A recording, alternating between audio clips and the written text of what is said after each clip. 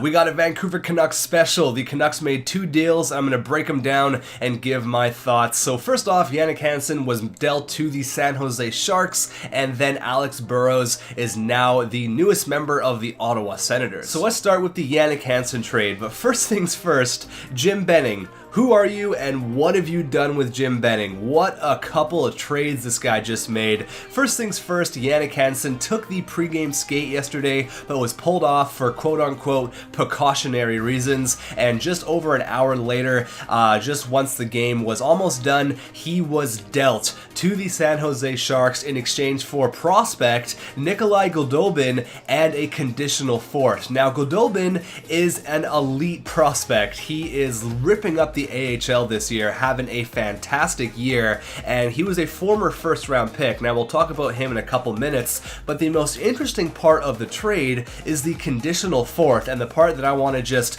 buy Jim Benning a beer for, because this is awesome for the Canucks. So if San Jose wins the cup, the conditional fourth round becomes a first-round pick for the Canucks, fourth or a first, no in between. So go Sharks, go San Jose for cup. If we could get Nikolai Goldobin and a first-round pick for San Jose, I don't even know what to say. That would be just incredible. Now, throwing this into the NHL 17 trade simulation, Nikolai Goldobin is listed as a medium top 6, 20-year-old sniper. Obviously, he's Russian. Decent amount of trade value. He's going to go for Jannik Hansen and obviously the conditional fourth-round pick, which hopefully turns out to be a first-round pick. Go San Jose. But this trade looks pretty even on paper. Jannik Hansen is no slouch either. He's on a fantastic contract, and I think that's a big reason why San Jose said yes to this deal.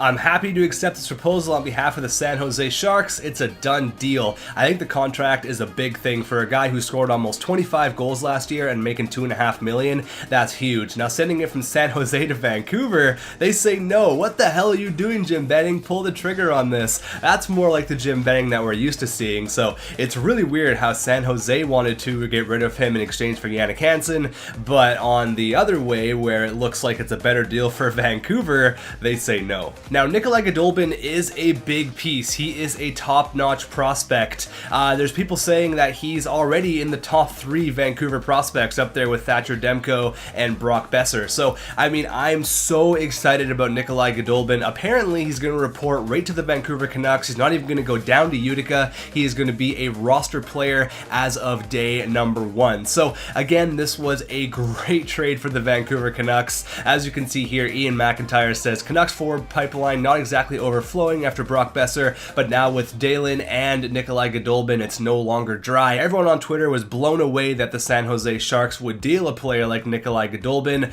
I'm ecstatic. I cannot wait to see this kid play. A lot of Sharks fans on Twitter were pretty upset that they gave up this kid. Kind of one thing to note here is that he actually played in Sarnia with current Vancouver Canuck Reed Boucher. He was 16 years old and put up 30 goals, 38 assists for 68 points in 68 games. Needless to say, I am super excited about this kid. Now, I can be as ecstatic as I want about Nikolai Goldobin and the potential first-round pick, but that still doesn't hit the fact that Jannik Hansen is no longer a Vancouver Canuck. He's a great story. Drafted in the 9th round, 287th overall in 2004, going from pretty much the very bottom to almost a 25-goal scorer. Now, he is a great player. He's going to do pretty much everything for you. There's not a player out there that works harder than Jannik Hansen. It was an absolute treat to see this guy play over the last 10 years. I loved every single shift that Jannik Hansen played. He's fast, he's gritty, he can score goals, he's a very talented hockey player, and he's going to do wonders in San Jose. So Sharks fans, if you're upset about giving up Nikolai Goldobin, you have a very good point, but Jannik Hansen, there's no one that works harder in the NHL. He's going to get you the gritty goals. He's going to be awesome for you. So don't judge too quickly. See Jannik Hansen play. He has an unbelievable contract. He's at $2.5 million for 2 years. That is ridiculous for a guy who almost scored 25 goals last year. He's had an injury-riddled year this year, so it hasn't really been exactly what Hansen's wanted, but I'm happy about this trade. I'm really going to miss Hansen. I wish him the best of luck, and I really hope he wins that Stanley Cup in San Jose. But all jokes aside, I'm going to miss this guy a a lot. He was a treat to watch. And now we're going to discuss the Alex Burrows trade. Now, I don't really have words for this. Alex Burrows was one of my favorite players growing up. I've seen so much of this guy that now that he's traded, it feels like, if I had to put it into some sort of a metaphor, it's like you grew up with your best friend and then he moves away. You know, you're still going to talk. We're still going to see Alex Burrows. We're still going to see him in the NHL. We're going to play Ottawa a few times.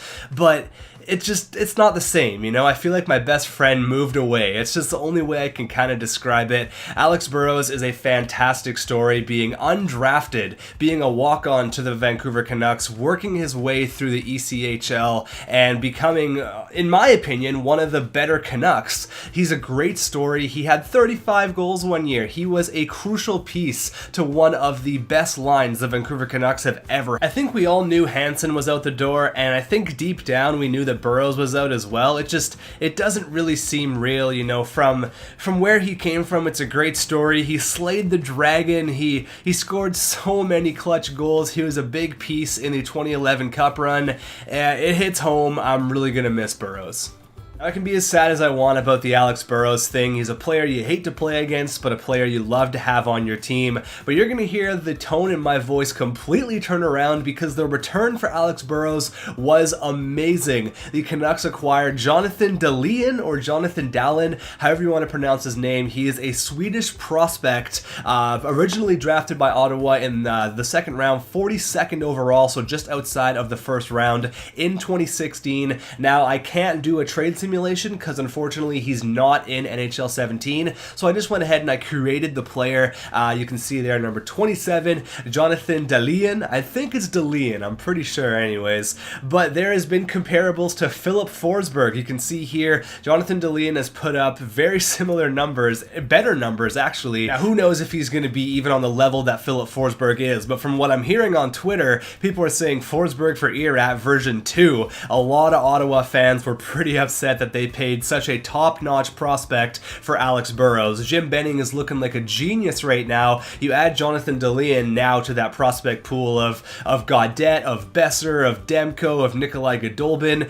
Our prospect pool is looking really nice now after the trade deadline. And one more note that Alex Burrows waived his no trade to go to Ottawa, and he actually signed a 2-year contract extension. So, you know what? I'm glad he's found a home. He wanted to go to Ottawa. He signed a 2-year extension there, so I'm glad he's going to be happy there. Ottawa could really use this guy. He's veteran experience, been to the Stanley Cup final, had a lot of playoff experience with the Canucks in the early 2000s, so I think that's a big selling piece for Ottawa. He's got experience, and he's a guy you absolutely hate to play against, but love to have on your team. So I'm ecstatic about both of the trades. It's definitely bittersweet. I'm going to miss those two guys. They're both big pieces of my childhood. I remember, you know, growing up, seeing Alex Burrows being the nobody to, 35-goal scorer, playing with the Sedin twins, who at the time were one of the best players in the NHL. So it's bittersweet once again, but I think Jim Benning did a bang-on job. I don't know who this Jim Benning is. I don't know what you've done with Jim Benning, but I don't want the old Jim Benning back. We acquired 2 top-notch prospects for 2 aging players who aren't going to be around forever. I mean, Alex Burrows only has a few years left, and Yannick Hansen's still a very good player, but you get Nikolai Godolbin and Jonathan Dahlin. That's top-notch work there, Jim Benning. So thank you so much for watching. I would say give me your thoughts in the comments down below, but I don't think it's a debate. In both of these trades, Vancouver comes out on top. No question about that. 100%. Everyone on Twitter agrees. Everyone's saying the Canucks blew it out of the water. And that's nice to hear, because in the past, the Canucks haven't made the smartest decisions regarding trades and signings. This is a welcoming change, and I'm on board. The future's looking bright for Vancouver. Should be so much fun to watch. Thanks for watching. Good luck to Burrows. Good luck to Hansen. Go win that Stanley Cup, Yannick.